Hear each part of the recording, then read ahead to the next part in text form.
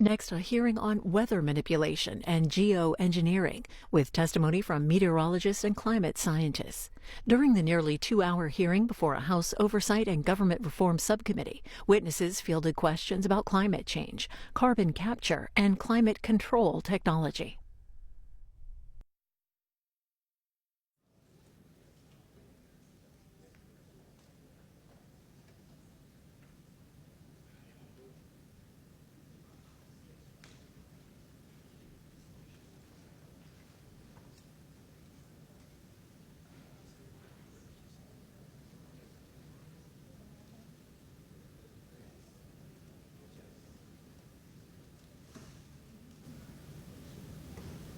Ready? Yep.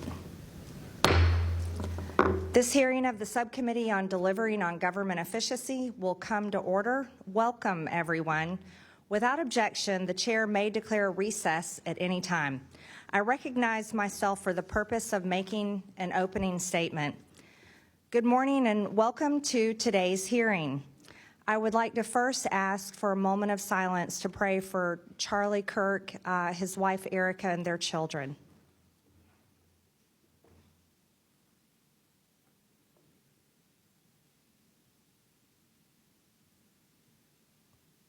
Thank you. Humans have been trying to control the weather for centuries. Native American tribes perform ceremonial dances to summon rain during droughts. The Mayans sacrifice humans to their rain god. Today, people are still trying to control the weather, but some things have changed. Modern attempts at weather control don't appeal to divinity. Instead, they use technology to put chemicals in the sky. Cloud seeding, for instance, uses silver or lead iodide to try to increase rainfall in a specific location. What's also changed over time is the scale of ambition. Today's advocates of geoengineering don't just want to address droughts or improve conditions for agriculture. They want to control the Earth's climate to address the fake climate change hoax and head off global warming. That, of course, requires massive interventions. What methods do they use? One is to remove carbon dioxide from the atmosphere. Yes, the same carbon dioxide that keeps plants alive and prevents mass starvation. Another method they want to use is to block the rays of the sun from hitting the earth. You heard that right. Yes, the same sun that makes all life possible on Earth. Some scientists think they can predict and control the impact of geoengineering, but even the best scientific models will never be able to capture all of God's wonderful creation and nature's mysteries. So we can predict the real impacts these global scale interventions would have little better than the Native Americans could know the impact of their rain dances. And we are not talking about experiments that take place within the four walls of a laboratory. Our world is the laboratory, and we happen to be the lab rats. Blocking the sun would have unknown consequences that no scientific climate model could ever reliably predict. This could include serious reductions in crop yields, significant changes in plant and animal life, disastrous ozone depletion, not to mention the damage done to human health. The reality is that the federal government has a long history of experimenting with weather modification. That includes a 1947 attempt by the military and General Electric to intercept a hurricane off the coast of Jacksonville, Florida. It includes an event in the 50s and 60s where the U.S. Army admitted to spraying a mysterious chemical fog over a neighborhood in St. Louis, Missouri, which residents now claim it is giving them cancer. It includes Project Storm Fury, a series of efforts in the 60s and 70s to weaken hurricanes by seeding clouds with silver iodide. And it includes Operation Popeye, an effort to create monsoons to aid our military efforts during the Vietnam War, literally weaponizing weather. While these are different events scattered throughout history, a serious campaign to commercialize geoengineering to fight global warming would be a vastly larger enterprise and profitable. Hundreds of billions of taxpayer dollars could disappear into the coffers of research universities and the academic scientists who beat the drum of global warming alarmism. Venture capitalists are already trying to get rich backing companies like Make Sunsets, which inject aerosols into the atmosphere to reflect sunlight back into space. It's worth asking, what if scientists could somehow manage to create a temperature dial that could be rotated to reliably set the global climate? Who would control the dial? After all, people in different regions prefer different weather conditions based on their local geography, economy, and way of life. The global climate impacts everyone and doesn't respect state or national borders. So would we need a world government to make choices on how to turn the climate dial? Where does it end? Despite the profound questions around geoengineering, the scientific community is pressing ahead, and they are getting financial support to do so from universities and left-leaning philanthropists like Bill Gates, who has funded geoengineering research. A June 2023 Biden White House Science Office report on solar engineering notes, academia, philanthropy, and the private sector have examined preliminary applications of climate intervention techniques such as stratospheric aerosol injection and marine cloud brightening, which are techniques classified as solar radiation modification, or SRM, intended to rapidly limit temperature increases. One thing we learned from COVID is that it's a mistake to allow the professional scientific community alone to determine federal science policy. The same professional scientific community that closed ranks around the need to close schools and businesses due to COVID is of a single mind when it comes to global warming. They are convinced that global warming is such an immediate risk to mankind that it justifies the catastrophic risk of blocking out the sun. It's for the greater good, they say. I don't think it's the job of the federal government to help these people play God with the weather. In fact, I think it's the job of Congress to protect our people and make sure that weather and climate control experiments and activities do not create adverse, unintended consequences for the rest of us. That's why I'm grateful for the transparency the Trump administration is shedding on this issue. Leading this effort is EPA Administrator Lee Zeldin. I am now going to play a video clip in which he recently addressed this issue personally and directly. Americans have urgent and important questions about geoengineering and contrails. The American public deserves and expects honesty and transparency from their government when seeking answers. But for years, people who asked questions in good faith were dismissed, even vilified by the media and their own government. That era is over. The Trump EPA is committed to total transparency. As a result, I tasked my team at EPA to compile a list of everything we know about contrails and geoengineering for the purpose of releasing it to you now publicly. In other words, I want you to know everything I know about these topics, and without any exception. Instead of simply dismissing these questions and concerns as baseless conspiracies, we're meeting them head on. We did the legwork, looked at the science, consulted agency experts, and pulled in relevant outside information to put these online resources together. Everything we know about contrails to solar geoengineering will be in there. That means anyone who reads through this information will know as much about these topics as I do as EPA Administrator. To anyone who's ever looked up to the streaks in the sky and asked, what the heck is going on?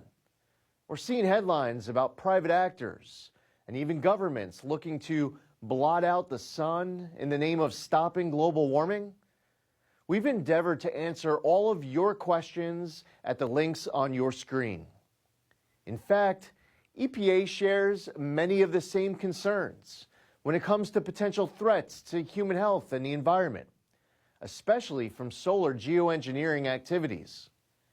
The enthusiasm for experiments that would pump pollutants into the high atmosphere has set off alarm bells here at the Trump EPA. Prior to now, EPA has never been this proactive to raise awareness about concerns with geoengineering and to stop this activity from being scaled up. This is what it looks like when government actually listens to the will of the people and doesn't try to squash it. You can always trust this administration and this EPA to take your concerns seriously, answer your questions honestly, and carry out the will of voters with integrity. I look forward to hearing from our witnesses, but first I yield to Ranking Member Stansbury for her opening statement. Thank you, Madam Chairwoman. Well, DOGE is back, and there's going to be a lot to unpack in this hearing. But I think first and foremost, we want to acknowledge that the purpose of this subcommittee and why it was created in the first place by the majority was to root out waste, fraud, and abuse. That's literally the mandate for the DOGE subcommittee.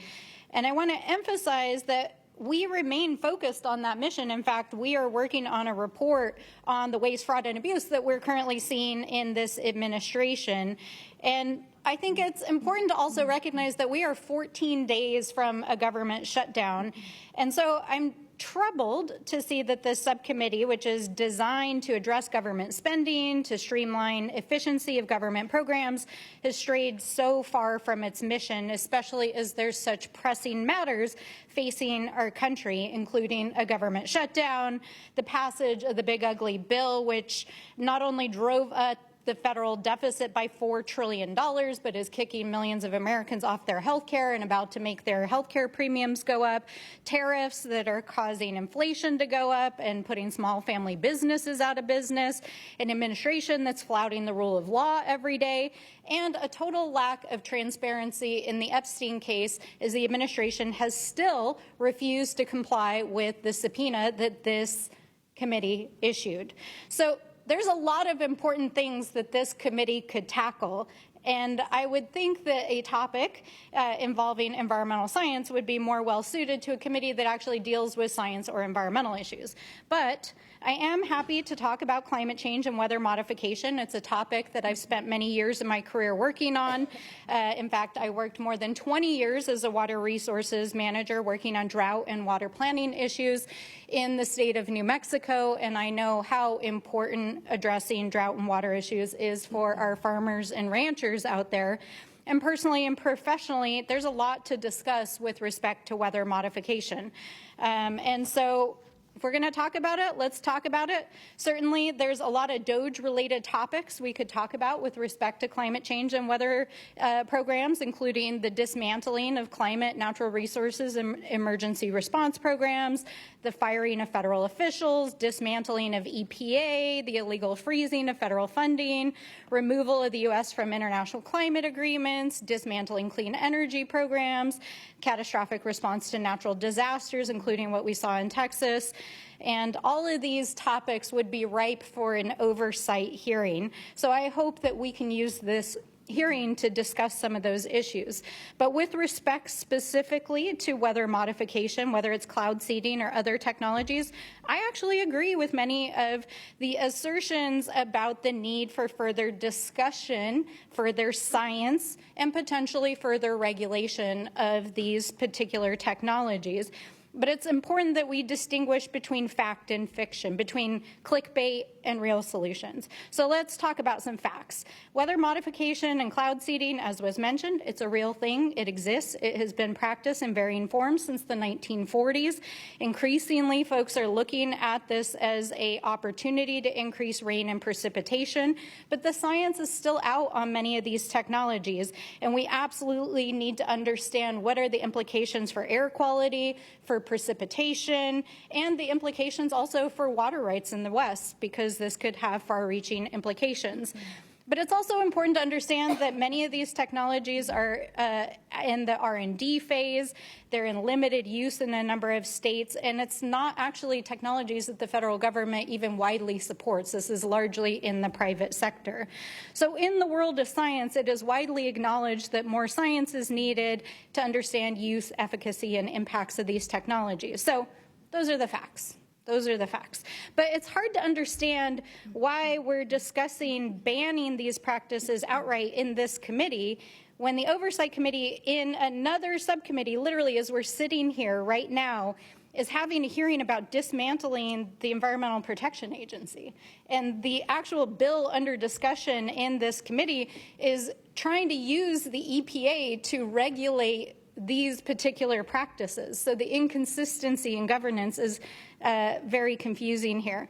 But there's a more insidious issue here, which I think we've already heard in some of the comments, which is the using of the platform of Congress to proffer anti-science theories, to platform climate denialism, and to ultimately put our communities at risk by continuing to put out disinformation.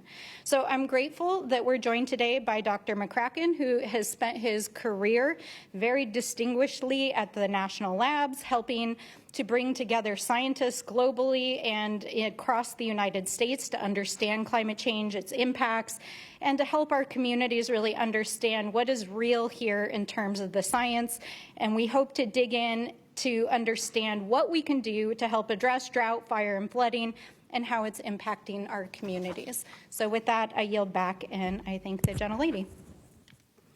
Without objection, Representative Subramaniam of Virginia is waived onto the subcommittee for the purpose of questioning the witnesses at today's subcommittee hearing. I'm pleased to introduce our witnesses today. Dr. Roger Pilkey, Jr. is a senior fellow at the American Enterprise Institute. He is an expert on science and technology policy, the politicization of science, and energy and climate. Mr. Christopher Martz is a meteorologist and policy analyst at the Committee for a Constructive Tomorrow. He's an expert on climate and weather. Dr. Michael McCracken is the chief scientist for climate change programs at the Climate Institute. Again, I want to thank all of you for being here to testify today. Pursuant to Committee Rule 9G, the witnesses will please stand and raise their right hand. Do you solemnly swear or affirm that the testimony you are about to give is the truth, the whole truth, and nothing but the truth, so help you God? Let the record show that the witnesses have answered in the affirmative. Thank you, and you may take a seat. We appreciate you being here today and look forward to your testimony. Let me remind the witnesses that we have read your written statements, and they will appear in full in the hearing record. Please limit your oral statements to 5 minutes. As a reminder, please press the button on the microphone in front of you so that it is on and the members can hear you. When you begin to speak, the light in front of you will turn green. After 4 minutes, the light will turn yellow. When the red light comes on, your 5 minutes have expired, and we would ask that you please wrap it up. I now recognize Dr. Pilkey for his opening statement.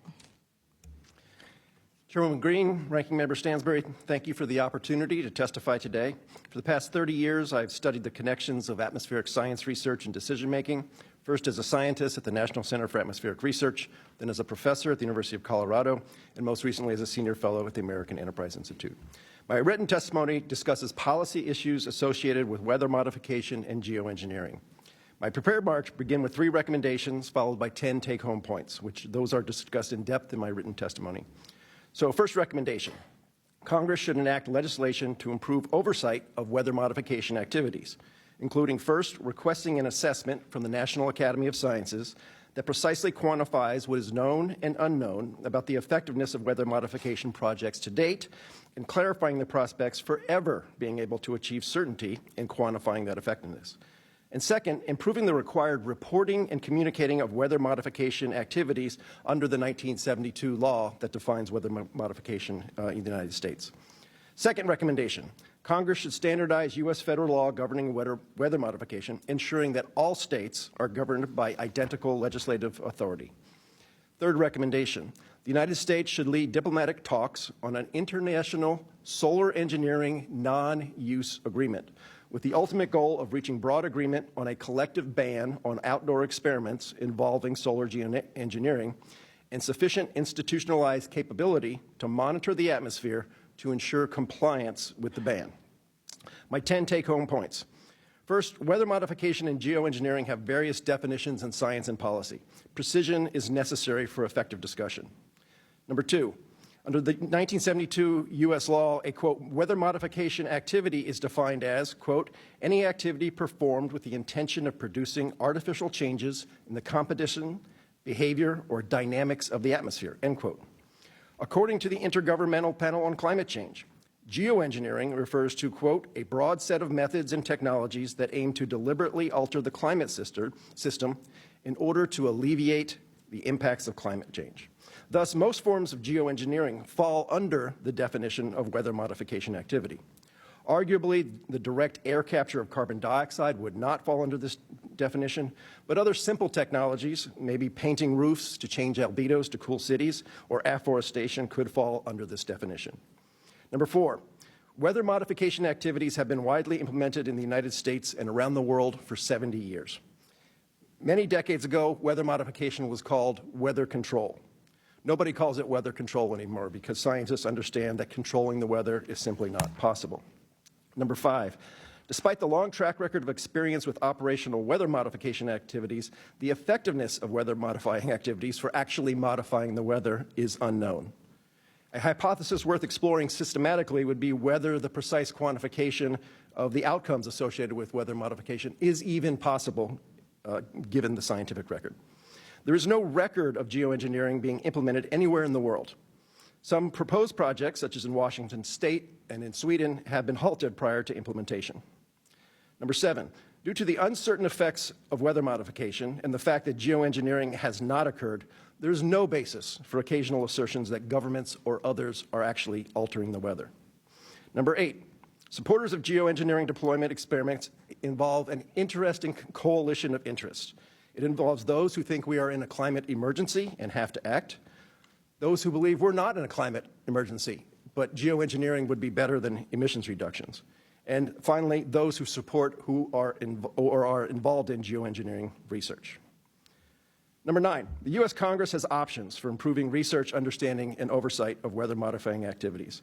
My written testimony summarizes many of these, drawing upon the excellent work of the Government Accountability Office and Congressional Research Service, two crown jewels in this institution. Number 10, finally, my written testimony goes into detail explaining my decision to join more than 500 other scientists and academics from around the world to call for a solar engineering non-use agreement. I'll just briefly state, first, the understandings are not sufficiently developed to know what the outcomes would be, and unintended consequences are almost certain to happen. Second, our 70-year history with weather modification should give us some humility in thinking that we can understand what the consequences might be. We've been trying to modify the weather for 70 years, and we don't know if we're modifying the weather. And finally, we have one Earth, and experimenting on it carries considerable risks. I have likened geoengineering to risky gain-of-function research on viruses with uncertain benefits and catastrophic risks. I look forward to your questions and our discussions. Thank you. Thank you. I now recognize Mr. Martz for his opening statement. I'd like to thank the Chairwoman, Ranking Member, and Subcommittee for hosting this hearing on weather modification and geoengineering, and for giving me the opportunity to provide my perspective as a meteorologist on this highly contentious issue. I'm a meteorologist and policy analyst for the Committee for Constructive Tomorrow, and I graduated from Millersville University of Pennsylvania with my Bachelor of Science degree in May.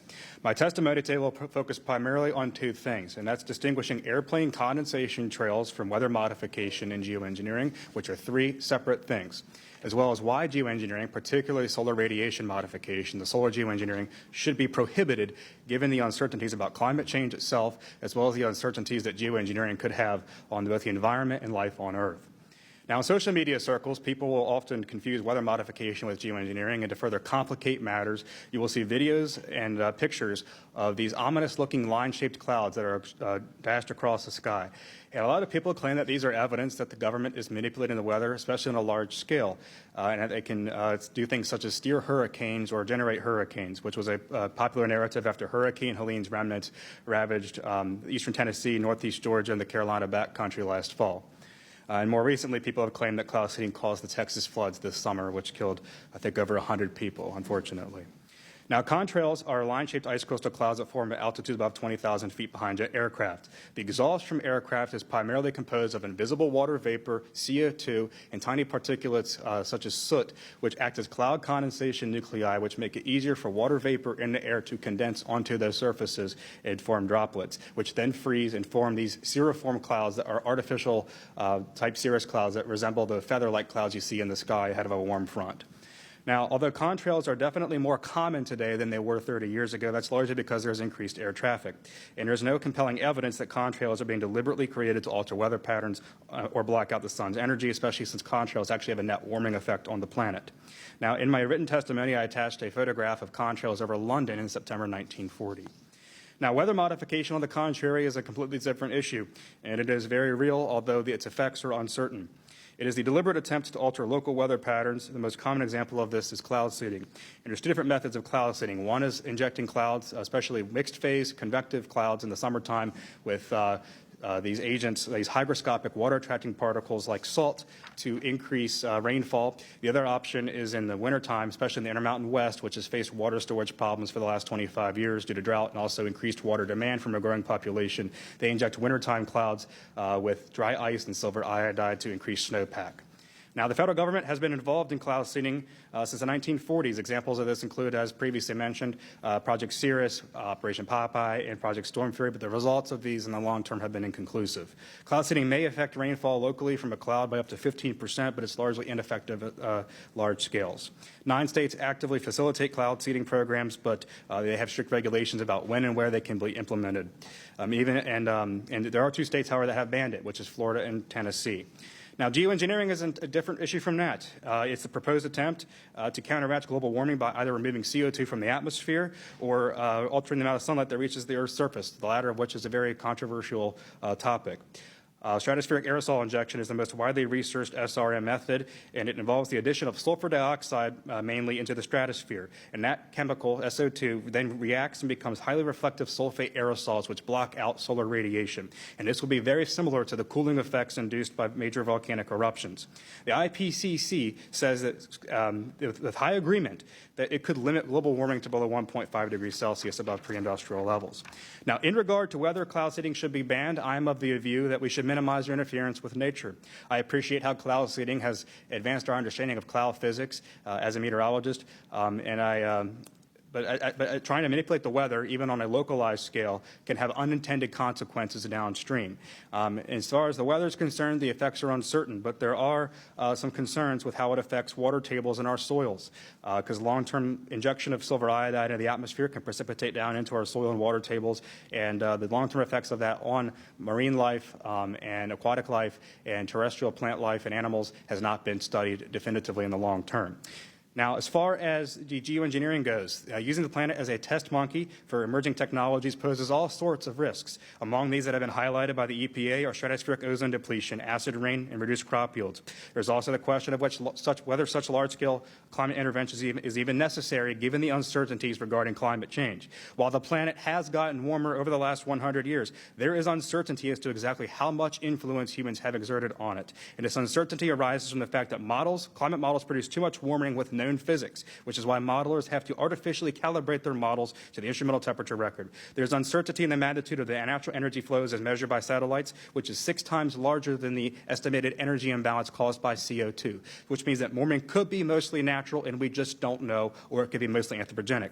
And finally, there is no fingerprint of anthropogenic or man-made global warming that distinguishes it from natural variability. These uncertainties need to be resolved in the peer-reviewed literature before world governments try to much less consider intentionally altering the radiation balance with novel technologies that have not been tested. Thank you. This concludes my testimony. Thank you, Mr. Marks. I now recognize Dr. McCracken for his opening statements. Thank you, Madam Chair Green, Ranking Mary. Dr. McCracken, you need to turn your mic on. Dr. McCracken, can you turn on your microphone, please? I'm sorry. That's Yes, okay. Thank you. Thank you very much for inviting me here today. After earning my PhD, most of my career was spent at the Lawrence Livermore National Lab, mostly using computer models to analyze how natural and human-induced factors might affect the climate and what the risks might be of that. My last 9 years with Livermore were on assignment as a senior climate change scientist with the Interagency Office of the U.S. Global Change Program here in Washington, including 4 years heading the Coordination Office for preparing the first national assessment of the impacts of climate change, but also climate variability, which was an assessment called for in the Global Change Research Act of 1990. Since retiring, I've served on a number of positions on a pro bono basis with the Climate Institute, president of the International Association of Meteorology and Atmospheric Sciences, and as a participant in various other national and international activities. I'm currently on the steering circle of the Healthy Planet Action Coalition, which is a group that favors consideration of climate intervention or geoengineering, and on two groups that are seeking actually to address the issue to make energy more affordable. I want to say I'm not a paid employee or consultant of any organization. I'm here speaking as a scientist, and the views are my own. A primary lesson from the research career and from the scientific community is that climate change has changed in the past. Climate has changed in the past, and so it can be expected to be changeable in the future. And what scientific research has shown quite clearly is that these changes are not random. It isn't not just climate doing something randomly. There are causes. In the past, that has been things like volcanic eruptions or changes in the Earth's orbit around the sun, changes in atmospheric composition, changes in land cover. And research is really indicating now that global warming over the last 2 centuries is primarily being due not to natural factors, but to human-caused influences. Let me say briefly with respect to the subcommittee's interest in weather modification, research has made clear that changing a major specific event, a hurricane or a drenching rain or a drought, is just beyond human capabilities. That's not what's happening. Nature has so much energy involved, that's not going to happen.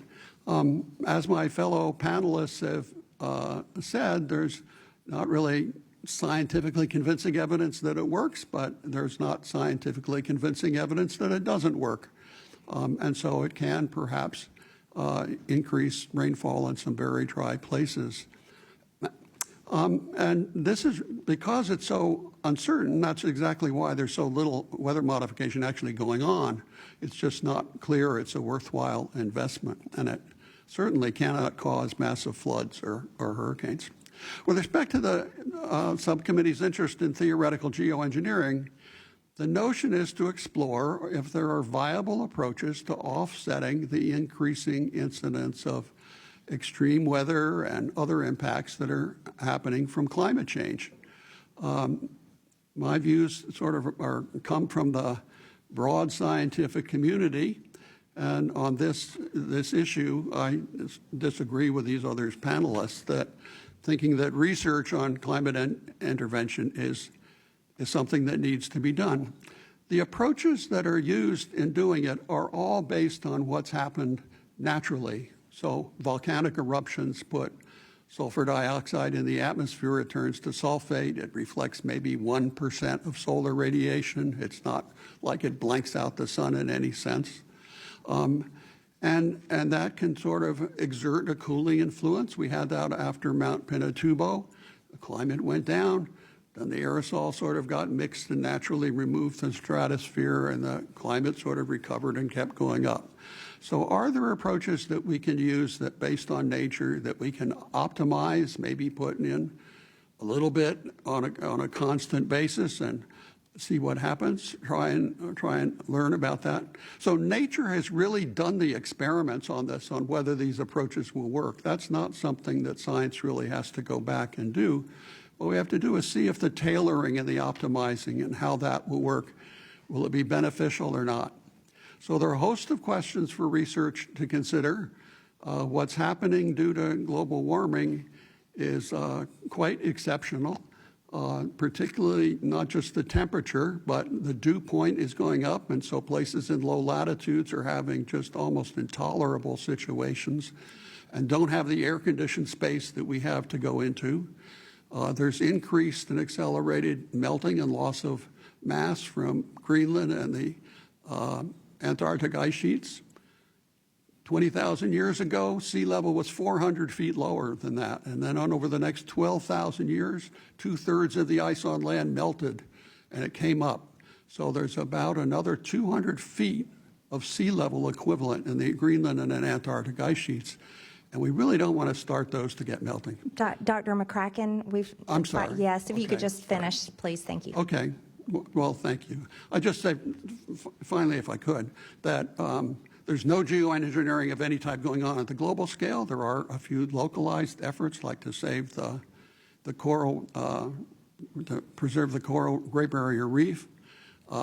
Computer simulations sort of indicate that. Dr. McCracken, your time's expired. Yes, Okay. Thank you.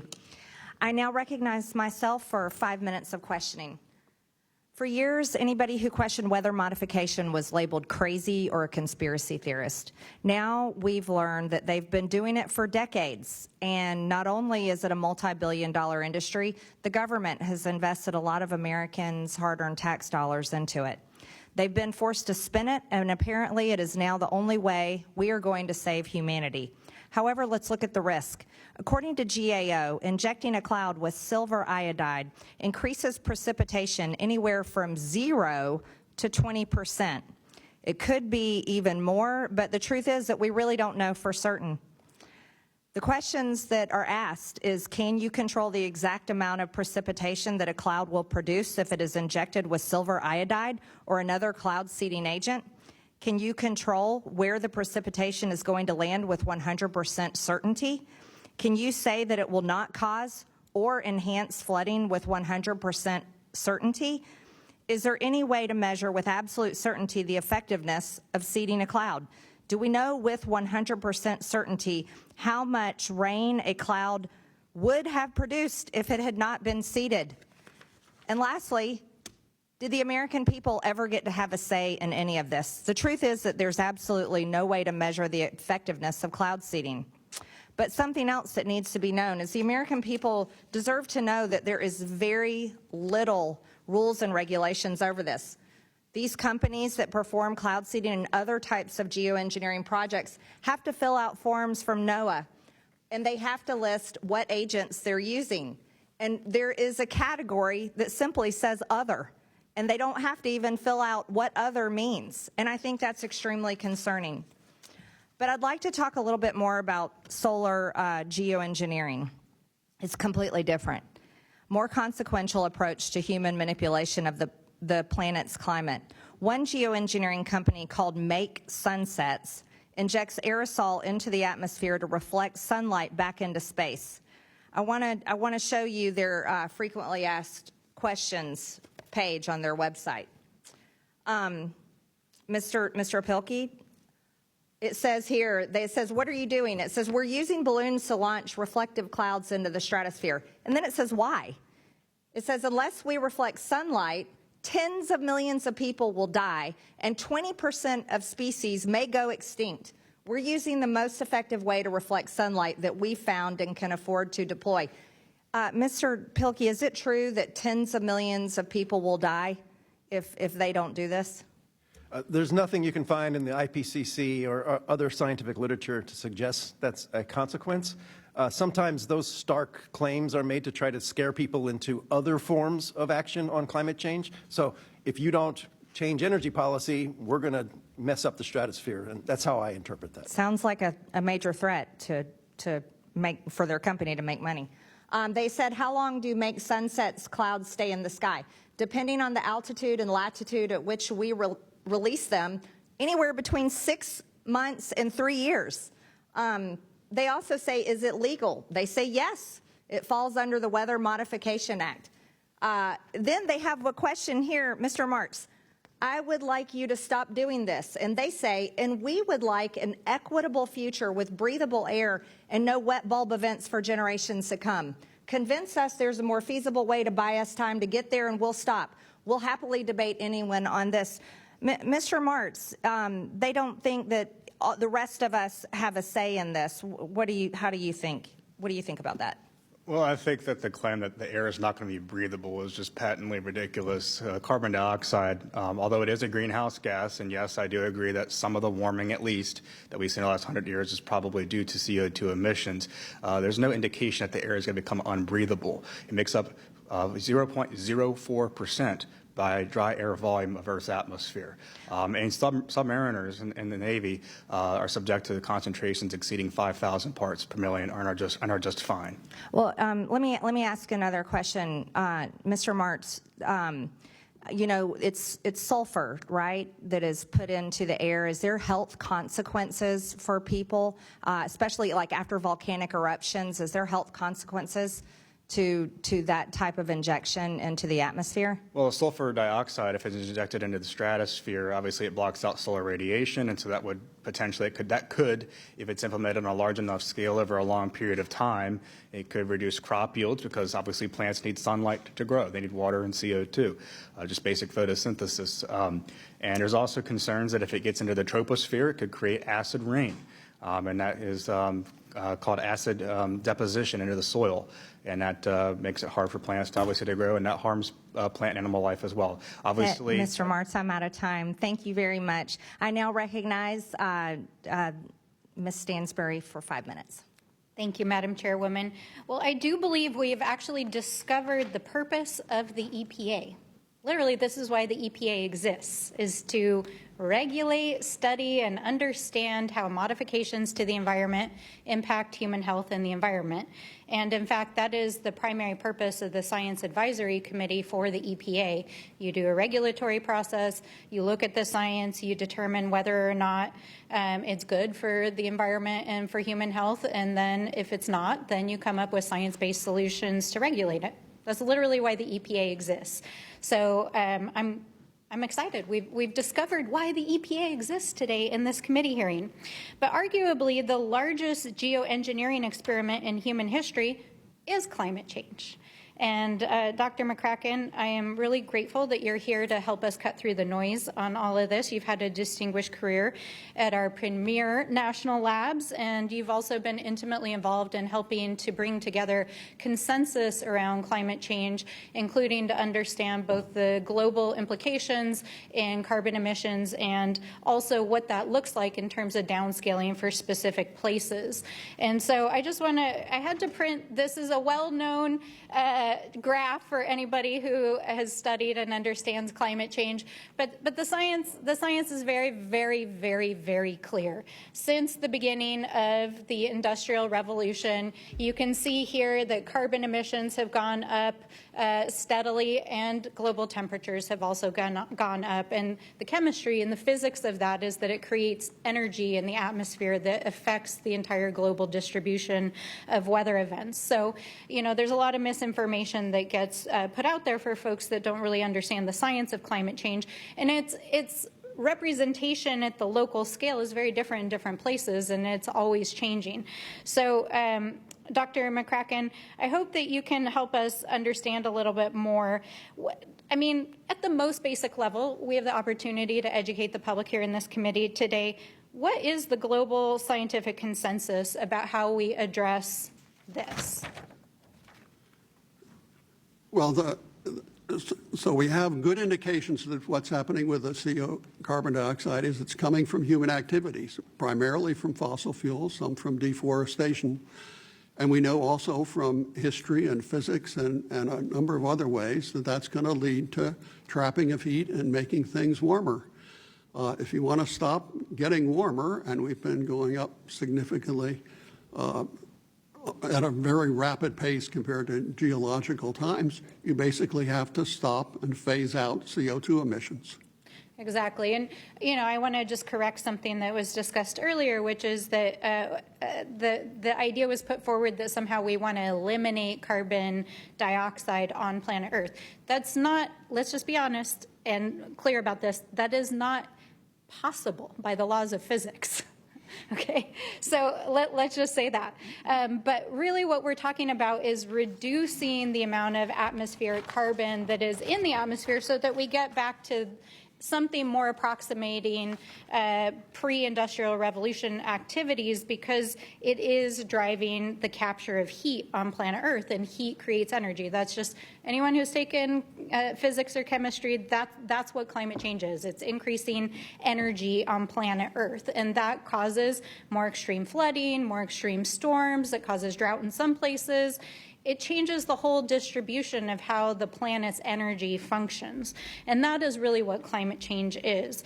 So in terms of reducing our carbon footprint, we're headed in the coming months into the latest incarnation of the Council of Parties, the COP, to prepare for international climate negotiations. The president has removed us from climate commitments, and the GOP has just taken away many of the tools we have to reduce carbon emissions through the Big Ugly Bill. Tell us what the consensus is in the scientific community about addressing carbon pollution in the United States. What do we need to be doing here in the United States? Well, we've started by trying to use efficiency. We've started by trying to change our energy system. The key thing about our energy in the U.S. is most of the renewable energy, solar and wind, is out west and in the Midwest, and a lot of the demand is in the East Coast, and which is unfortunate. So what you do with natural gas when you have a different place where the source is and where it's needed is you create pipelines. We need to do the equivalent of a pipeline for electricity across the U.S. It would be very beneficial to the country to do that, and is necessary to get the cheapest energy for the future. Thank you. The gentlelady's time has expired. I now recognize Mr. Cloud from Texas for 5 minutes of questioning. Thank you. Thank you all for being here. I think most people, back home tuning into this would first of all be shocked to find out that maybe some of the suspicions, like weather modification is one of those things that's like not really been talked about, and people are like, is it happening, is it not, I don't know, I see things online, and then come to find out, like, okay, this has really been happening for decades. This is not conspiracy theory, this is like fact, there's businesses involved in doing this, and that brings up all these questions about how is this happening, how is that permitted, is any business just able to go out and, hey, I want to modify the weather in my area because I want rain. Well, what about these people who don't want rain, and where are those lines, and how does that work? And then there comes the liability side of this. Recently I'm from Texas, and so I was there at Kerrville when the tragedy happened, and everybody's concerned. Some cloud seeding happened a couple of days prior. I'm not a meteorologist, you are, and Mr. Martz, and I guess there's an understanding that that was too far away, I guess. But it does bring up the question about liability, and if it was, would the business be liable then or not, and all these questions. I was wondering, Mr. Pelkey, if you could touch on kind of those thoughts and what the current framework is, and just kind of give us a 101 for the citizenry, in a sense. Yeah, let me say, I've been aware of weather modification all my life. My dad was a meteorologist. Yeah, but you're involved in this, right? And so when I was preparing for this hearing, I looked at the NOAA database, and I was, shocked to find there was more than 1,100 reports in that database covering the last 10 years or so. So weather modification is ongoing, and the reporting is not particularly good. Assessing the effectiveness is not good, and that leads people to ask questions. So if we go back to Project Cirrus back in 1947, I think it was Hurricane King, it started dissipating, and then it took a left turn and then struck the U.S. It's a natural question when someone intervenes in a system to say, did your intervention cause this bad thing to happen?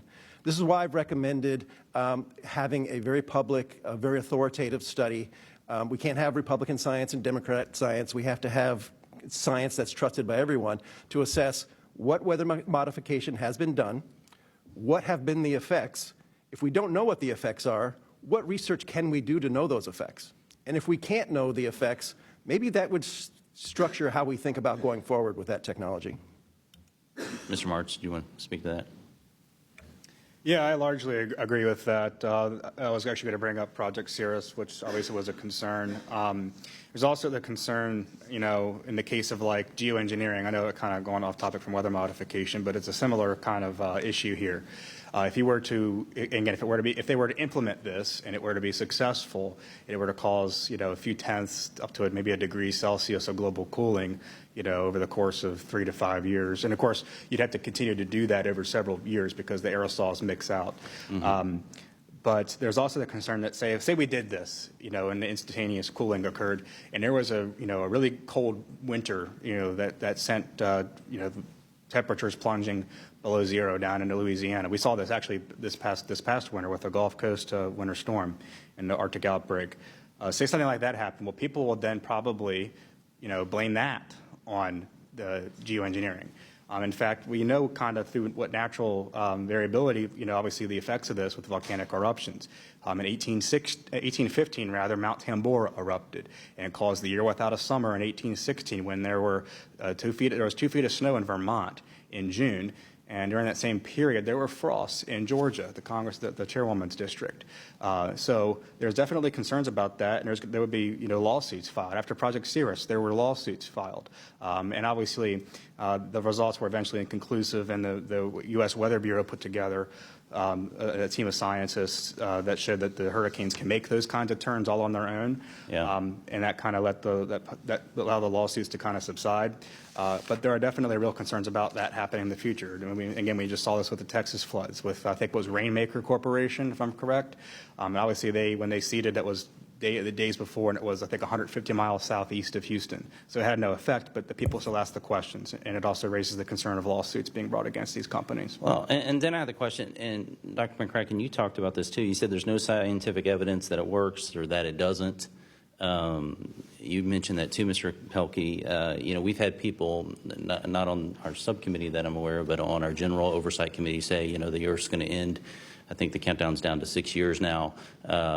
You know, and there's this hysteria built around what we can and cannot do, yet there's no data for it. And I just say, like, our economy, we've spent trillions of dollars on this, and like, are we actually moving that data out? Or, you know, I mean, what's the question on that? And anyway, Yeah. Thank you. I now recognize Ms. Norton from the District of Columbia. Thank you, Madam Chair. The nonpartisan civil service is essential to our democracy. The Trump administration's gutting of the federal workforce is cruel, irresponsible, and dangerous. Federal workers keep the federal government running. They do essential work every day that keeps Americans safe. Nonpartisan civil servants at the Federal Emergency Management Agency provide aid after storms, hurricanes, floods, tornadoes, and wildfires. The agency's employees have warned Congress that the federal government is not ready to respond to hurricane season. More than 180 agency employees sent a letter on August 25th warning that the cuts to the agency have hurt its ability to respond to emergencies. Instead of taking preparedness seriously, the Trump administration retaliated against the employees and put the public signers on leave. Dr. McCracken, what are the most important things we should be doing to ensure federal agencies are prepared to respond to climate change, eliminating extreme weather? Well, the research they have been providing is information on what impacts will occur in particular places. So we talk about global climate change, and people think about the science from the global scale, but impacts and what happens to people really depends on where you are. And so when we had the first national climate assessment, we did 20 regional workshops asking about what was happening in each region, what were their concerns. And it was fascinating that water resources was common among all of those kinds of areas and everything, but in a very different way. I mean, you wouldn't think water would be a problem in Alaska. You might expect it to be a problem in the Rio Grande Valley. But it was a problem everywhere with different kinds of changes. And what we really wanted to do was try and provide each region access to the information so it could keep its economy strong, so it could keep doing things that make a difference.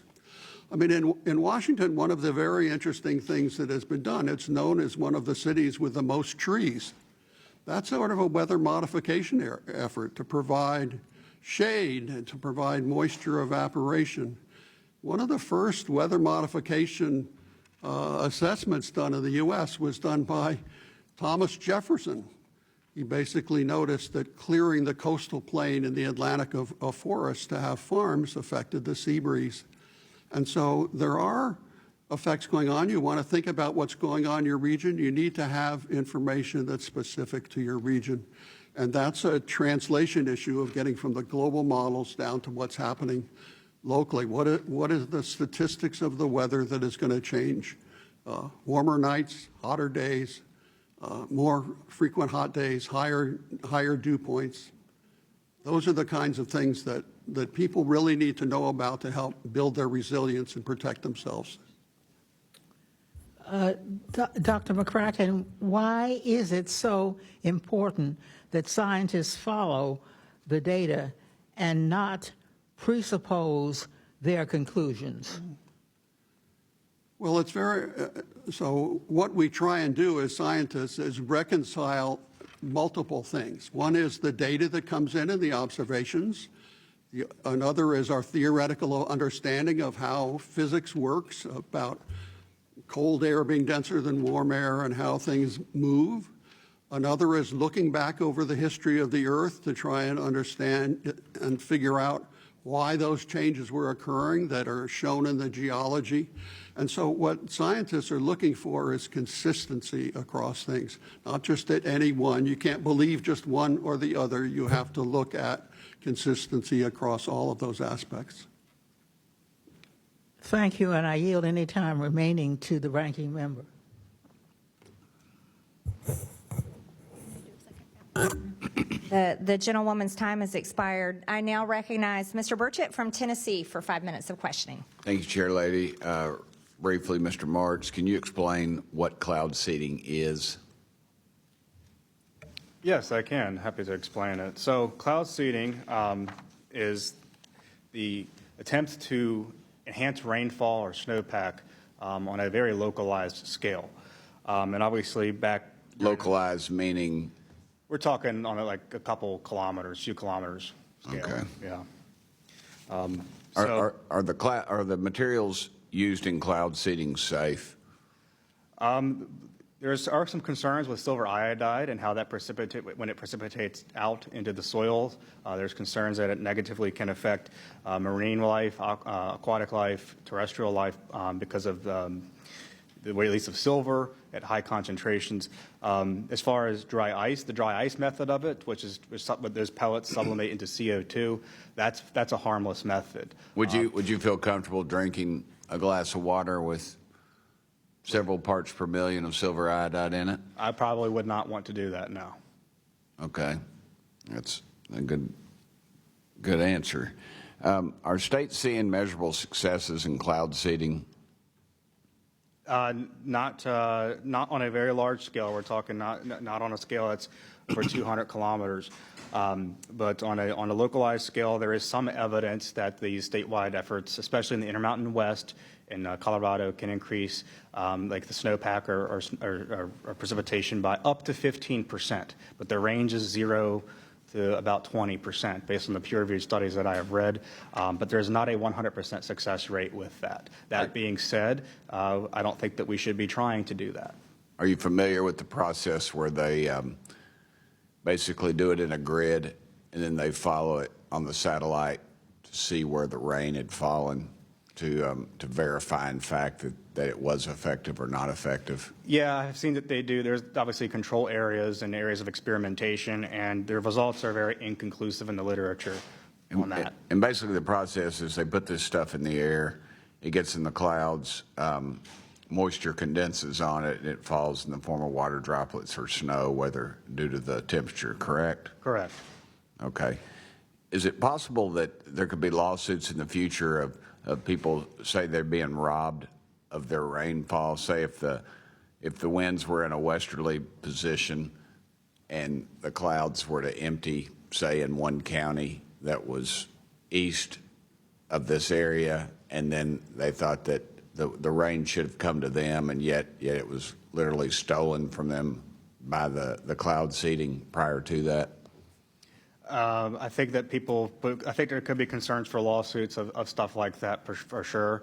And that's something that we probably almost saw, or we might see, from the Texas floods this year. Again, the results are going to be, and I think the court findings would find that there's really no evidence that it had any material effect, because most of the studies show little effect. But again, the results are inconclusive. But that doesn't stop there being lawsuits being filed. Because you'd have the companies that were selling this process to have come back and say we're not effective. Correct. Yeah. And they would have so to, that would be interesting to see. Mr. Pelkey, is the government engaging in any weather modification or geoengineering activities? The federal government is not. State governments, the GAO reported there's 9 states in the U.S. that support. And I will say effectiveness is measured not just in rainfall, but also in marketing. I'm from Colorado, and the state lets it be known that for ski season, there's cloud seeding going on. So have they been doing it in the past, though? They've been doing it for several decades. The federal government has been doing it. The federal government peaked its weather modification investments in the 1970s. If it was in this year's budget, it would be the equivalent of $500 million. So it was a substantial effort, but it did peak and it has declined. Okay, what was the end result of that? Uncertainty, as you heard, that there's not a lot of good science out there to say cloud seeding has this effect in this region, and I question whether it would even be possible, because when you do an experiment, you have a control, and then you have the experiment, and you compare the two. We have one Earth, and so you can use models and so on, but it is very difficult, I think, for weather modification to reach that bar of certainty that would be required to understand cause and effect. Okay, yeah, we keep investing in it. Could the weather modification activities of other countries have a harmful effect on Americans? So this is one where I think it necessarily has to be international. It's we've heard in the 1960s, the U.S. government sought to employ weather modification techniques as a weapon of war. And it would be important for the community to get together, and whether it's like nuclear non-proliferation, to disclose and set the ground rules for that type of research, just like you might do for gain of function research on viruses. Thank you. Thank you, Chair Lady. Thank you. I now recognize Mr. Burleson from Missouri for 5 minutes of questioning. Thank you, Madam Chair. Dr. Pilkey, just to begin with the basics, can you help us understand the difference between localized efforts that might have and geoforming efforts? From a policy perspective, weather modification, as you heard from Mr. Martz, seeks to affect rainfall over, say, a drainage, a ski area, a small area. Geoengineering, as it's defined by the IPCC, seeks to counter the effects of global climate change, so at the much larger scale. And usually the effects of climate change, for better or worse, are measured in global average surface temperature. So affecting that metric is the focus of geoengineering. Mr. Martz, I think, and I saw in your notes that you referred to it as that cloud seeding or a lot of these efforts really don't have, and you had a term for it. I'm trying to get back to that, where the impact is, it's hard to get beyond so many kilometers, right? Correct. Yeah. Above. Let me find it here just so I get my terms right. You had a word for it. Mesoscale? Yes. Yes. And there's different levels of mesoscale. So basically, so I said here, so all in all, cloud seeding is incapable of altering weather patterns on what Orlansky in 1975, that's a peer-reviewed paper, defines as the mesoscale level, particularly meso-alpha, which is greater than or equal to 200 kilometers. So above that horizontal distance, 200 kilometers, there's really absolutely like no effect. That much we do know. But on much smaller scales than 200 kilometers, there is very much a lot of uncertainty as to the efficacy of cloud seeding from a rainfall and precipitation standpoint. And the big reason for this is because natural variability is so large. Yeah. Yeah. So I hear you. So I think if folks are listening or paying attention, you can definitively say, I mean, you're a PhD, you're a meteorologist. You can definitively say that these are cloud seeding. While it may occur, it's probably not occurring as often as people think because its effects are unknown or not certain. It's and then in addition, it only affects a small region. Would you both agree with that? Yes, for all the effort that's been put into weather modification, if it is having an effects, they're not large enough that we can really see them very clearly. I would agree to that, yes. Would you say that in general we kind of have a little bit of an arrogance about our impact on this planet? Very much so. And I also find that it's a lot with climate change as well. Obviously, again, I'm going to just put a disclaimer here before I am called a climate denier by people. I agree that CO2 is a greenhouse gas, and yes, all else being equal, it does cause warming in the lower atmosphere. However, how that translates to changes in extreme weather is very much more complicated. And I find that there's a very stark parallel between people who claim that hurricanes are caused by cloud seeding, and that they're able to control hurricanes, as well as people who think that hurricanes are caused by, a 1 part per 10,000 increase in atmospheric carbon dioxide. And in fact, in my chart here that I shows data that shows that neither hurricane frequency nor intensity, as measured by the Cumulative Cyclone Energy Index, have increased since 1990, and that's data from Colorado State University, actually one of the schools that Dr. Pilkey's father taught at, I believe. And there's also no increase there's an increase in rapid intensification events globally. This is a chart going back to 1990. This was provided to me by Dr. Phil Klotzbach, also from CSU. And it shows that there's no increase since 1990 in the number of rapid intensification events, which is a measure of how fast hurricanes intensify, and it's defined as a 30-knot increase or greater in 24 hours. So there have been increases in heavy rainfall in some regions, and there's been decreases in other regions, and some of that could be tied to a warmer, atmosphere and the Clausius-Clapeyron relation. But overall, the idea that we are able to control weather, even through climate change, is largely grossly overstated. Thank you. I yield back the rest of my time. The gentleman yields. I now recognize Mr. Subramanian from Virginia for 5 minutes of questioning. Thank you, Madam Chair. I'm very concerned about this administration firing climate scientists and scientists generally, and cutting off research for science. We had a really good group of people outside NASA yesterday talking about the importance of science and climate science. And Dr. McCracken, I would just get your thoughts on what is going to be the implications of cutting off this kind of research and these types of firings, and what is that going to mean for our future when it comes to our climate as well as science generally in our country? Well, without the information, it's hard to get projections of exactly what's going to happen, to get the best information so people can prepare themselves, can be resilient, so society can design infrastructure that will withstand things. When you increase the temperature, when you have the CO2 concentration high, the 90% or so of the warming is going on in the ocean. What happens when the ocean warms, it keeps the air warm, but it also evaporates more moisture. And when that moisture-laden air comes over land and runs into a mountain range or a mesa or something, it forces out these drenching rains. And it's happening not just in Texas, which was really tragic, but there's also been tragic events in Pakistan and India and other locations that when the ocean warms, that heat just adds to the moisture. And if the ground is saturated in water already, all the additional moisture that comes out will run off. And that creates floods that are larger than the region is used to.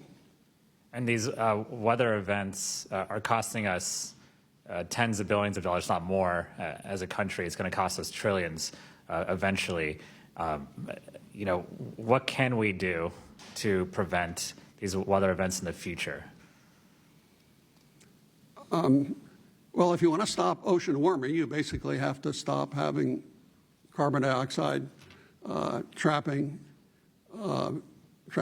infrared radiation and energy. That's hard to do to get rid of all the CO2 emissions. They provide a very valuable service, and so it's proving difficult. And that's why climate intervention is something we want to look at. It's an approach to trying to see if you can suppress the heating of the atmosphere as a whole, mainly of the ocean if you can, because the land will respond pretty quickly. But the ocean buildup of heat is something that will persist for very long times, and it just causes these atmospheric rivers that are occurring that hit California, that are hitting other countries. It's a very serious issue and can cause great harm, and it's very hard to withstand it as things happen. And do you think are we too late?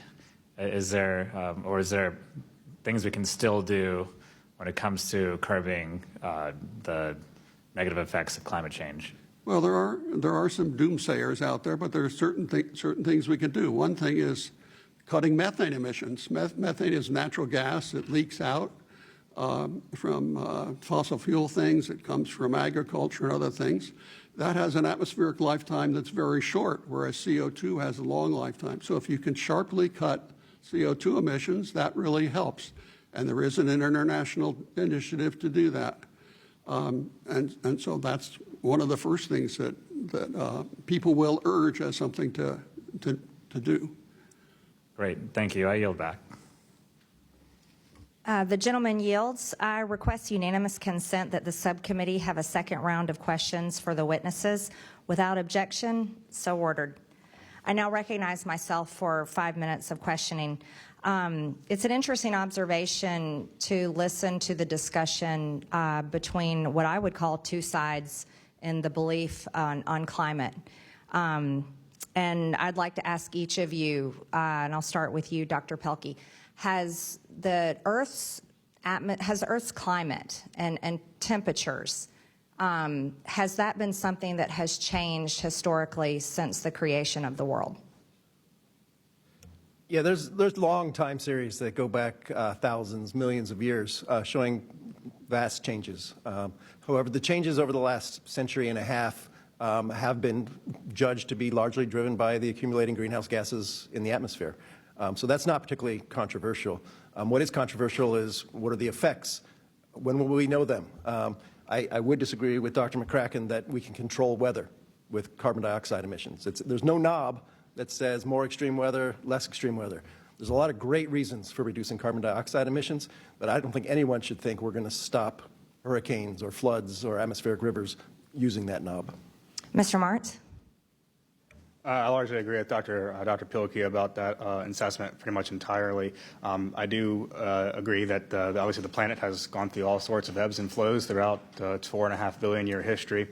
And obviously the Earth has gotten warmer over the last 100 years. And I do agree that most, I don't know how much of it is due to CO2 emissions, because CO2 is a greenhouse gas. The laws of physics are very clear on that. However, there is uncertainties, as I highlighted in my testimony here. And this is something that some of the scientists who work very closely on this, one of them is Dr. Roy Spencer at the University of Alabama in Huntsville. He's the science team leader on one of NASA's satellites that measures the radiation flows in and out of the atmosphere. I know him very well. Yeah. Mr. Martz, I only have a short amount of time. So obviously the natural energy flows in and out of the Earth's atmosphere. Right, but that's not controlled by man. I mean, did man create the Ice Age? No. Yeah, right. So none of us were alive back then to know for sure. Dr. McCracken, do you believe that the world has seen climate changes since the creation of the world? Well, I'd say I'm convinced by the evidence that that has happened, yes. Yeah, thank you.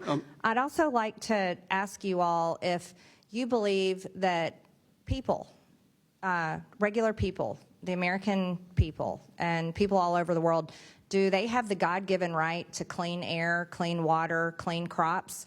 Or should governments and for-profit businesses and then scientists be allowed to override ordinary people, citizens of the United States, and spray all types of chemicals into the air, whether it's from the ground or in the sky?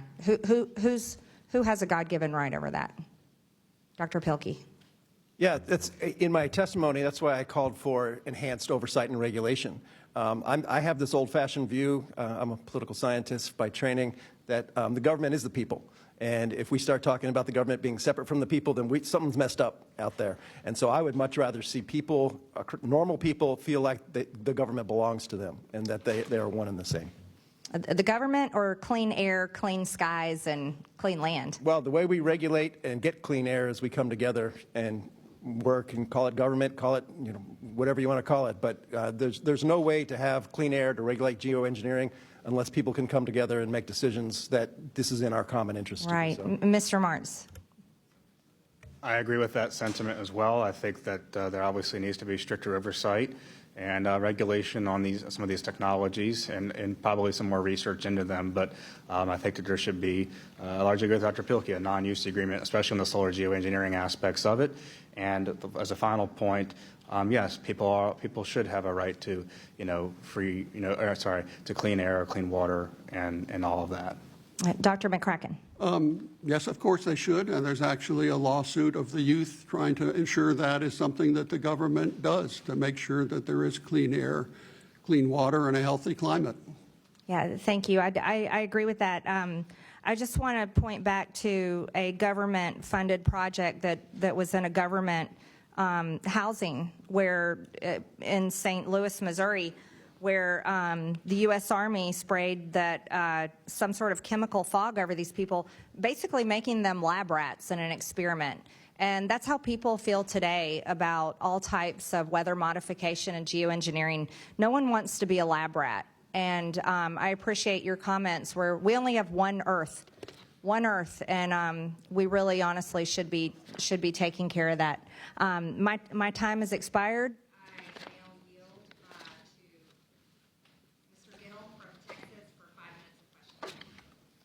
Thank you, Madam Chairwoman. Thank you all for being here. Dr. Pilkey, could you just briefly explain the difference between cloud seeding and geoengineering? I'll give you the broad brushes, but cloud seeding is an effort to modify precipitation over a small scale. Geoengineering is an effort to counter the effects of human-caused climate change at the planetary scale. Got it. And last July, as you know, there were catastrophic floods in Texas. Have you seen any evidence to suggest that cloud seeding contributed to those floods, exacerbated the problem, or had any impact on them? I'll defer to Chris, who's talked about that in his testimony. Sure. Hi, Congressman. There is no evidence that, while there is, let me backtrack here. While there is evidence that cloud seeding can be effective, there's also evidence that it's not as effective. So there's very inconclusive results in literature on it because natural variability is so large. As far as the Texas floods go in particular, I think the cloud seeding, the company that was accused of it was Rainmaker, if I'm correct on that. But when they did cloud seeding activities, they did it, I think, 2 days before the rain began, and it was 150 miles southeast of Houston, Texas, or not Houston, San Antonio, if I'm correct on that. Which means that in terms of the Texas Hill Country, there was no way for that cloud seeding to have had any material effect on the floods. Got it. And Mr. Martz, I'll continue with you. Are you familiar with the butterfly effect? Yes, I am. Okay, got it. Kind of the foundational principle of chaos theory, that small changes in initial conditions in a complex system can have second, third, fourth order consequences that are seemingly unpredictable. How do you think about that concept being applied to weather seeding? Small changes in a complex system, and how can you understand, or how can we get comfortable that there aren't going to be third, fourth order impacts of potentially much larger magnitude? Well, I think that there are, again, obviously very much large uncertainties about it, and obviously some more research into it needs to be done, probably on a modeling effort, but trying to, I think that to do it as far as the environmental impacts of it in particular need to be studied, especially with silver iodide and how it affects our water tables and our soil, because there's definitely concerns about that. And I think there needs to be more laboratory studies on that, and more research that's funded to do that kind of thing. Given the complexity of the issue here and how large this problem is, how do you study something like that?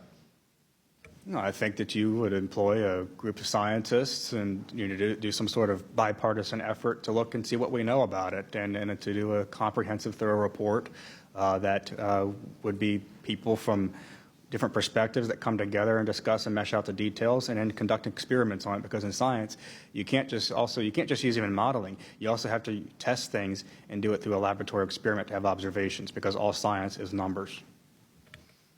Got it. And Dr. Pilkey, back to you. It's been reported that China has spent $2 billion in the past decade on weather modification activities. How could an adversary use weather modification for nefarious purposes? Yeah, this is a great question, and also gets to your last question as to why we want to understand effectiveness. Because if it's not effective, then they're not going to be able to do much with it. And so this is why, as I said in my testimony, let's start with the questions that Chairwoman Green had in her first 5 minutes of questioning. Fantastic questions. You guys have the National Academy of Sciences at your disposal, where you can ask exactly these questions. And a great question would be, given what we know about weather modification, what could our adversaries and enemies put it to use, and how would we know it? I will also say this is one reason why it's really important to make sure that the observations and monitoring of our atmosphere is fully funded, not just for scientists to do research, but so that we can... What is your opinion on how an adversary could use weather modification? So my understanding is that weather modification is not particularly effective. And so based on that level of knowledge, not much. But it's certainly something that I would want a range of experts to weigh in on, given that we don't know what's going on in China and elsewhere. Got it. Thank you. Madam Chair, I yield back the remainder of my time. The gentleman yields. I now recognize Ms. Stansbury for 5 minutes of questioning. Thank you, Madam Chairwoman. Well, there's a lot going on in this hearing, so I want to kind of break it into pieces because I think it might help parse out some of the challenges I think the conversation is having. So let's talk about cloud seeding as a technology. As a technology, the idea of cloud seeding is it's based on the physics of clouds, which is that in order to have rain or precipitation, a water droplet has to be heavy enough to condense to fall out of a cloud. That's what cloud seeding is based on. And so there's been experimentation going back to the 1940s to introduce different particles into the atmosphere to see if dust or these other chemicals can create a precipitation moment, and has been identified by a number of our witnesses today. There is still a lot of research to be done about its efficacy. There are studies that have showed in certain instances it may have increased the probability of a specific incidence of precipitation, but there's also a lot of data needed, and there's a very robust analysis that GAO has engaged in and talked to experts. So that's the science around cloud seeding. That's cloud seeding. But climate change is a different situation. Let's talk about climate change. And I think every single witness here has identified that there's no dispute in the scientific community that global carbon emissions have gone up, and that we know from observational data. This isn't a theory. This is not like, oh, we're trying to figure out if this is true or not. The data are very clear. We have had an increase in global temperature. It has manifested in regional temperature increases across different parts of the planet, and in places like the American Southwest, like where I'm from, it has manifested in an increase in temperature year after year, especially over the last 30 years, a decrease in precipitation year after year for the last 30 years, and the most intense drought we've seen in recorded history since there was a major geologic change in the planet. That's just facts. That's just observational data. That's just measuring what we see in the environment. So there's no dispute over that.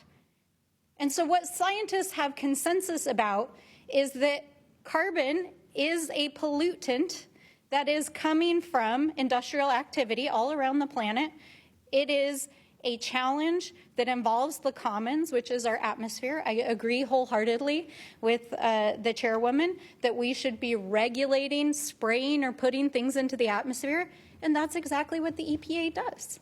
That is why the EPA, on the consensus of scientists not only across the United States, decided to regulate the emission of carbon, because we know it's contributing to changes in the global atmosphere, that's increasing energy in the atmosphere, that is producing measurable effects on the ground. Now, I agree that the incidence of individual weather events, the ability to change the trajectory of individual weather events, whether it's something as powerful as a hurricane or something as powerful as an atmospheric river, as was stated by Dr. McCracken, those are events that are so massive in scale. We don't know that an individual entity or pollution in one place is culpable, if you will, for an incident happening. What we're talking about is a change in global chemistry and global atmospheric physics that is driving the distribution of weather events all across the planet.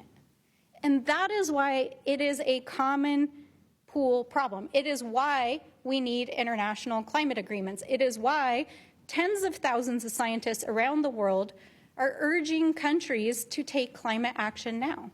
It is why the United States regulates carbon, or was until Donald Trump took away those regulations just a couple of months ago. It's why we measure carbon emissions. It's why we're prepared as Democratic members of Congress to go show our faces in good faith on international forums that the United States still stands strong with climate action.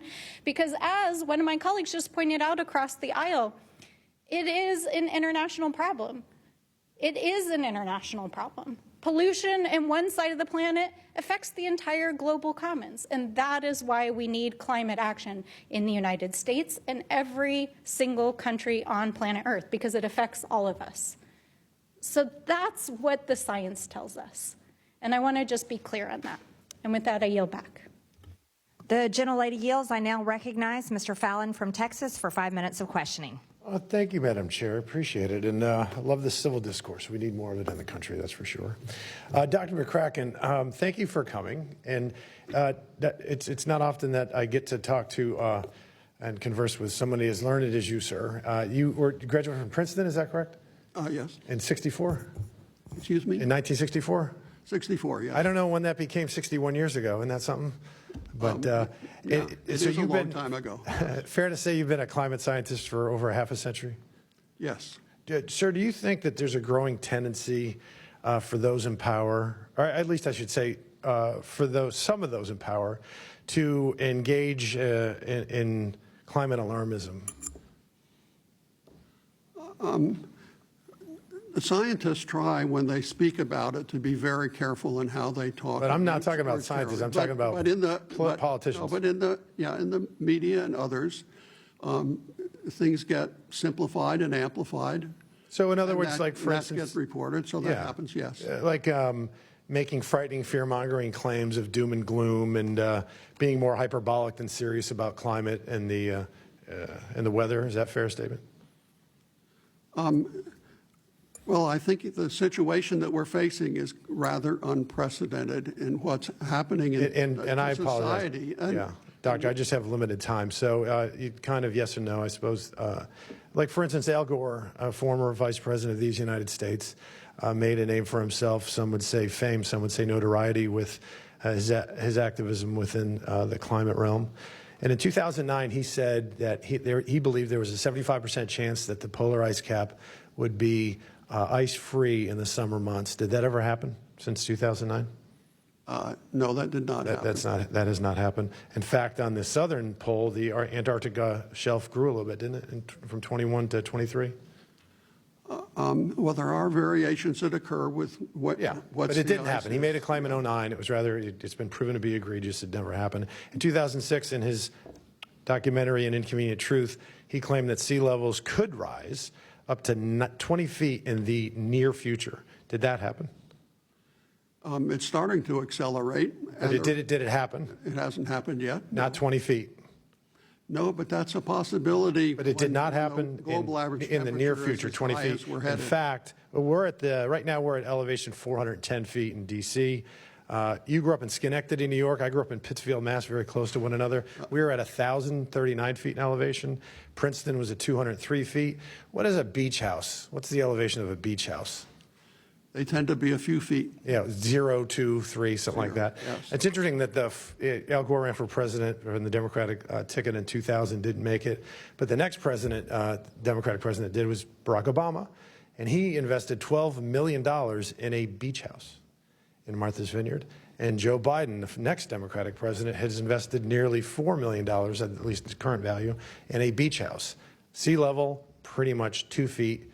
Not to 20 feet. And in fact, what really happened was sea levels rose, according to the National Oceanic Atmospheric Administration, and from 1993 to 2021, 3.8 inches, not 20 feet. By that rate, it will take 1,136 years to reach 20 feet. I don't think we would define that as in the near future.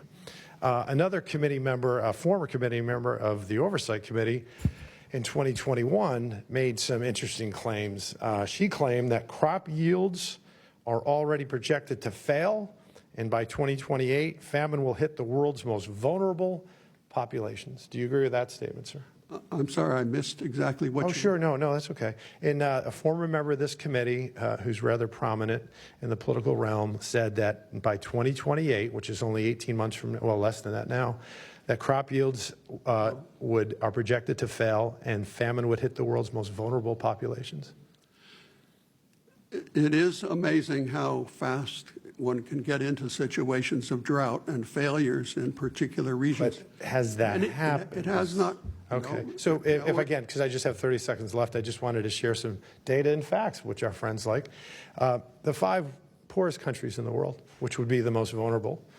Madagascar had a population in 2000 of 16 million. Today it's 31 million. It's doubled. Liberia, 3 million, now 6. Somalia, 9 million, 19 million now.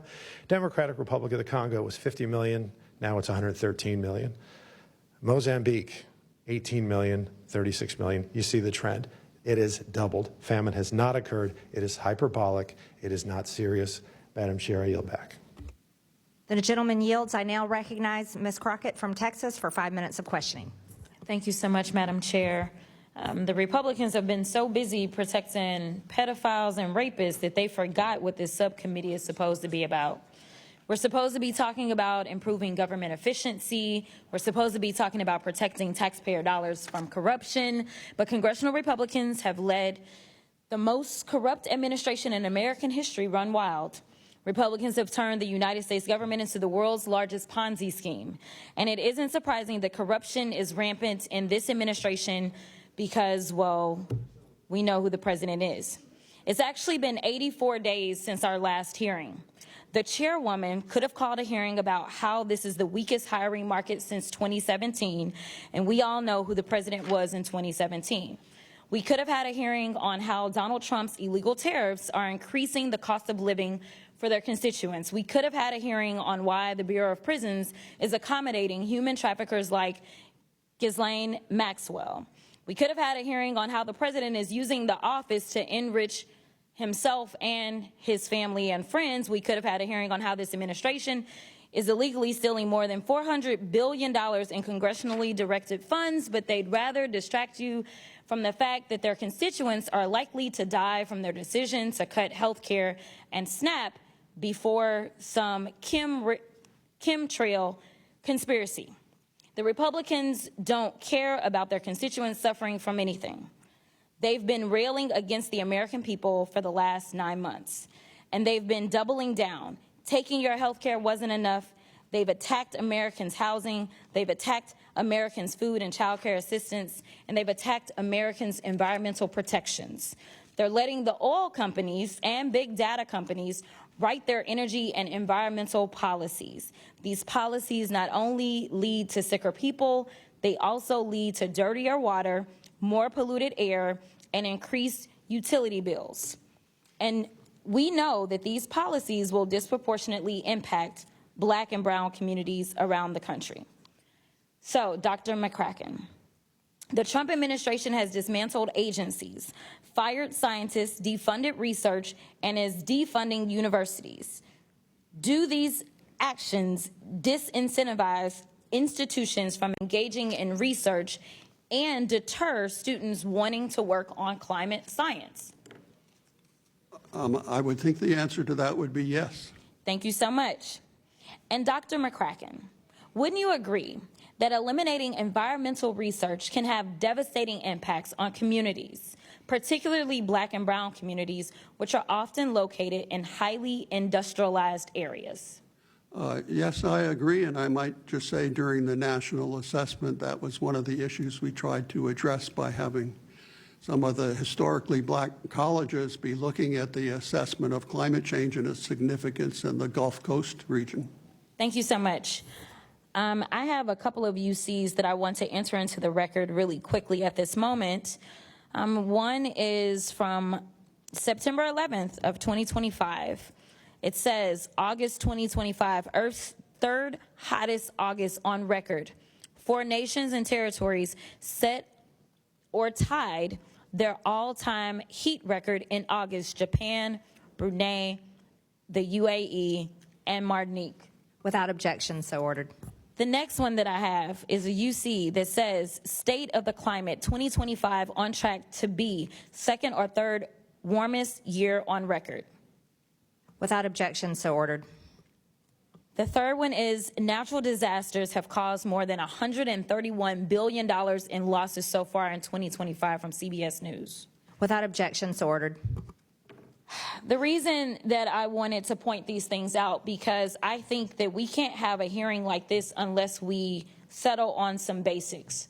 One of those basics being that climate change is real. Whether or not any individual has accurately predicted exactly the day or how bad it's going to be and when is one thing. But the reality is that as I was listening in, while I wasn't physically here, I was tuned into the hearing, I will say that even the Republican witnesses admitted that we are heating up. So the question is, what is it that we need to do to actually turn the heat down? Unfortunately, it seems like this administration's decision has been to defund any and everyone that actually could work on saving us, because we don't know what will happen if this daggone planet, and yes, it's more than the United States, heats up to a ridiculous amount. I can tell you that other countries acknowledge that climate change is real and that we have real work to do, and it is within the science realm instead of the conspiracy realm. And thank you. With that, I will yield. The gentlelady yields. I now recognize Mr. Jack from Georgia for 5 minutes of questioning.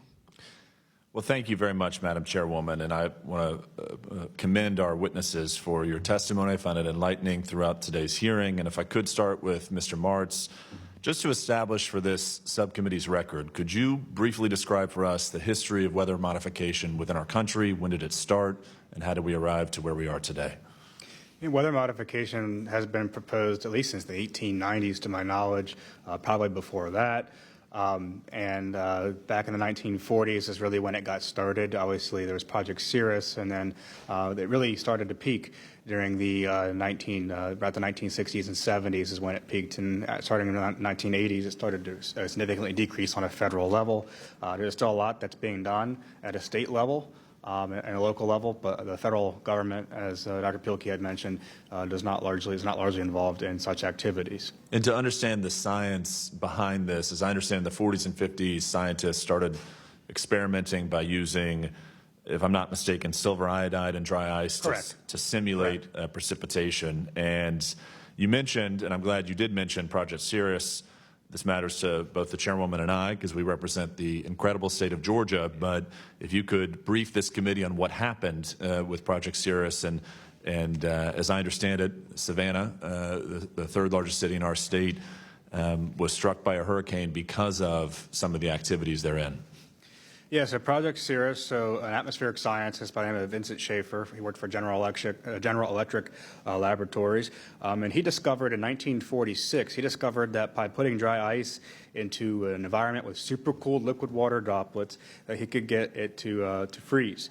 This could be done. He extrapolated this to the atmosphere, where it could spur microphysical reactions in clouds to alter precipitation. NOAA has a great article on this. And so they partnered with a Naval Research Laboratory and the Army Signal Corporation to experiment in hurricanes. So in October 1947, I think it was October 13th, 1947, they flew 2 B-17s and a B-29, and they dumped huge chunks of dry ice. And specifically in their first round, which was half an hour, they dumped 80. Hold on, where is it at? They dumped a whole lot of dry ice. It was 80 pounds, rather, over a 100-mile course. And they wanted to see what the cloud changes were in the hurricane. And then they did 2 more mass droppings with 50 pounds each. And obviously the next day, the Hurricane I was 50 miles west, rather, of where it was supposed to be. And the hurricane made a 135-degree turn and hit Georgia. And so this obviously generated a bunch of lawsuits. And they were thrown around. Actually the head of General Electric at the time said he was 99% sure that it changed course due to cloud seeding. However, the U.S. Weather Bureau, which is now the National Weather Service, put together a team of scientists, and they found that really there's no evidence that the cloud seeding had that kind of effect because hurricanes can do those kinds of turns naturally all on their own, and there's been similar tracks to that in the past. I'm grateful for that explanation. And again, Madam Chairwoman, just want to submit for the record that our own state was impacted by weather modification, and a hurricane that was not meant to strike our state naturally did strike our state in 1947. In closing, I'm curious, one of my constituents, a really smart guy from Coweta County, has raised the threat of SAIs, stratospheric aerosol injections, to myself, and would love for you to comment, Mr. Martz, on how SAIs are potentially going to be developed over the years to come, and what this committee can do to combat the threat thereof. Yeah, to my knowledge, there's not really any sort of solar geoengineering that's being done worldwide. To my knowledge, there have been some attempts that have been shut down, such as the University of Washington project, which I think got 20 minutes in before it was halted. But it is the proposed attempt, and it's a very real proposal, to inject primarily sulfur dioxide into the stratosphere, which is a layer above the troposphere where we live. And sulfur dioxide reacts with other gases in the atmosphere, and it forms sulfate aerosols, which are highly reflective because their width, in terms of the microns, the tenths of microns, is about the width of the radiation of sunlight coming in. So they're very highly reflective particles. And so it could cause, if it was successfully implemented, if it were to be implemented, could cause significant global cooling that would counteract, the warming that we've seen over the last 100 years. But we know what the climate was like during the Little Ice Age. We know what the winters were like in 1850. It was not a very pleasant time. So claims that, today's climate is not ideal compared to then are just false. Well, I appreciate, in closing, you acknowledging the threat of SAIs. I want to thank my constituent for briefing me on that threat. And Madam Chair, I want to commend you for holding this hearing. I think this is a hearing people will study for years to come, and I appreciate the testimony that our witnesses provided today. And with that, I yield back. Thank you, Mr. Jack. In closing, I want to thank our witnesses once again for their testimony today. I now yield to Ranking Member Stansbury for closing remarks. Thank you, Madam Chairwoman. I'll just note you can put anything in a hearing record, whether or not it's true or not. So we'll just say that for the record. But I am grateful that we had this hearing today because, as I said earlier, we finally discovered the purpose of the Environmental Protection Agency, which is to study and use science to inform the regulation of pollution. And I've heard a lot of statements from my colleagues across the aisle today identifying that, yes, indeed, we do want to study and regulate pollution in the atmosphere, that we want to make sure it's not adversely affecting communities, which is the foundation of environmental justice, which is something that we care deeply about. And we understand that we can have cross-border impacts, which is why we need international agreements and action on climate change. All of these are the reason why the Environmental Protection Agency exists. All of these are the reasons why the federal government funds science. All of these are the reasons why we have federal scientists who help to vet science, as was noted about the national academies.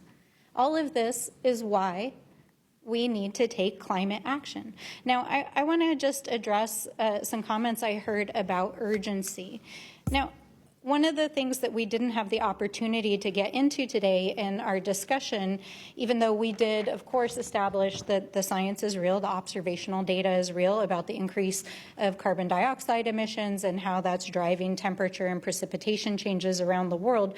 But the reason why there is a global consensus about the need and urgency of action right now is because there's an overwhelming consensus in the scientific community that we could reach a tipping point.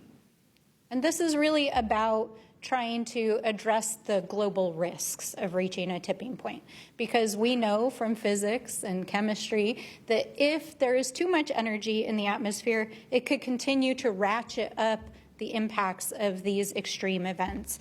And we're already seeing these impacts. We're already seeing it. In my home state of New Mexico, we've had the largest, most catastrophic fires ever in recorded history, including back before humans were recording on paper what happened. We've seen the largest scale floods that we've ever seen in specific locations because of extreme weather events. We are seeing temperature changes and snowpack changes that are impacting food production, that are impacting farmers. It's already happening. We can't deny our eyeballs. It's happening in front of us. The data are there. And so the reason why there's an urgency to act on a global scale right now is because we want to make sure that the Earth does not cross a tipping point because of the things we're putting into the atmosphere.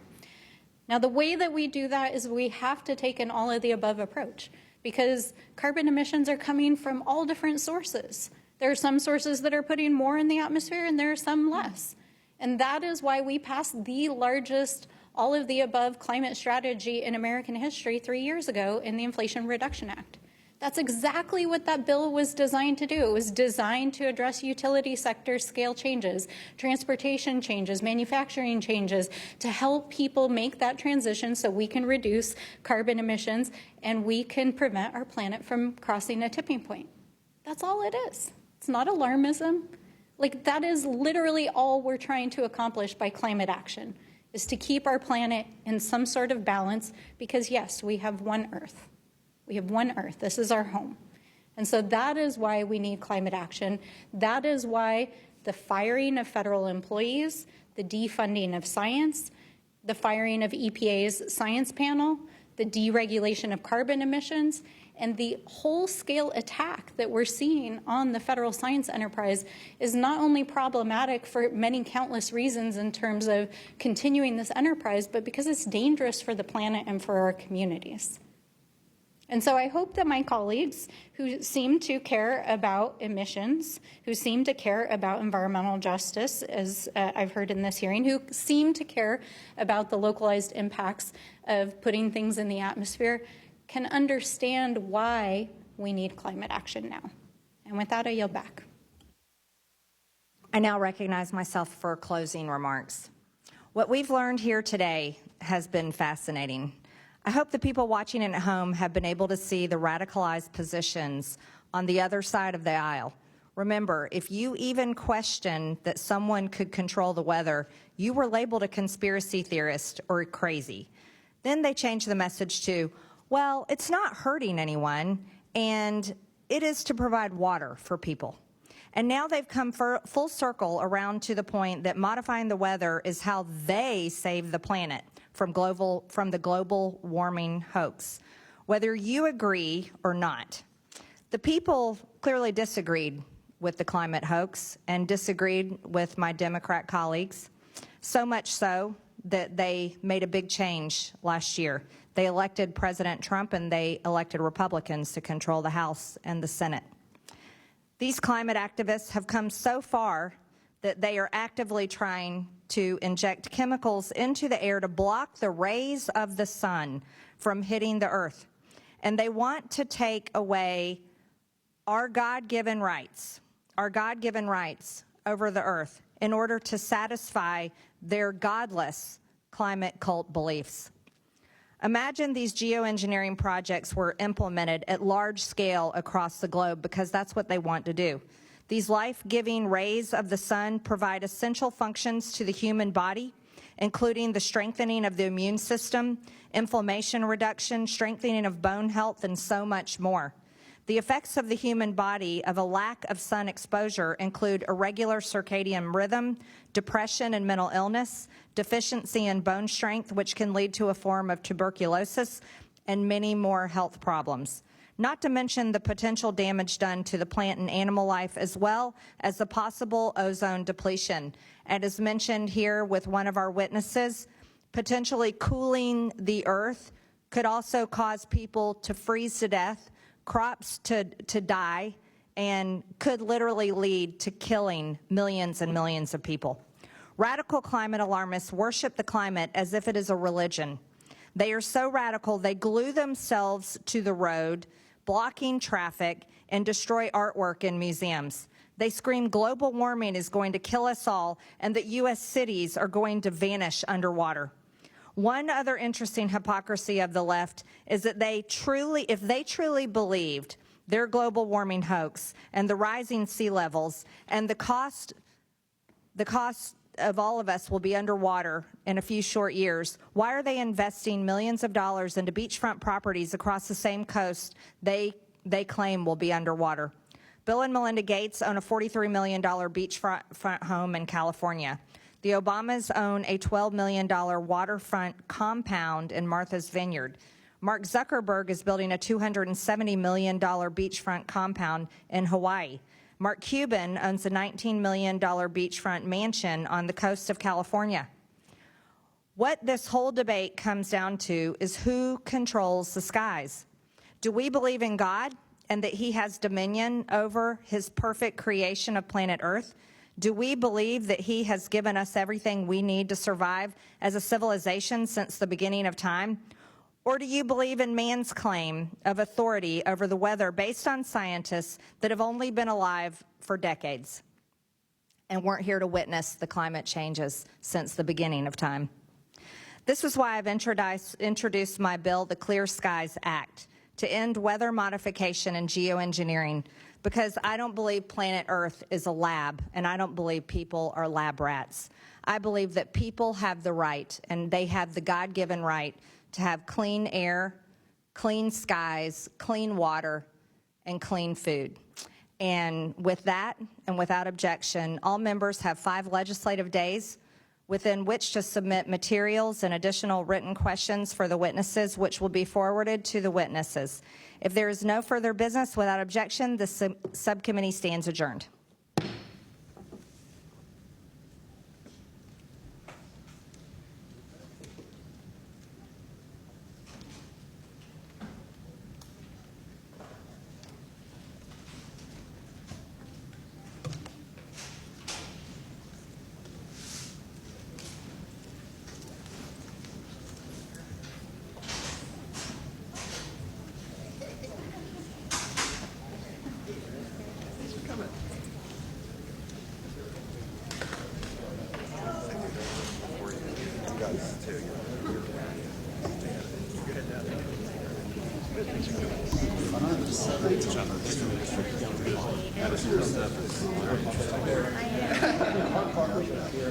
Yeah.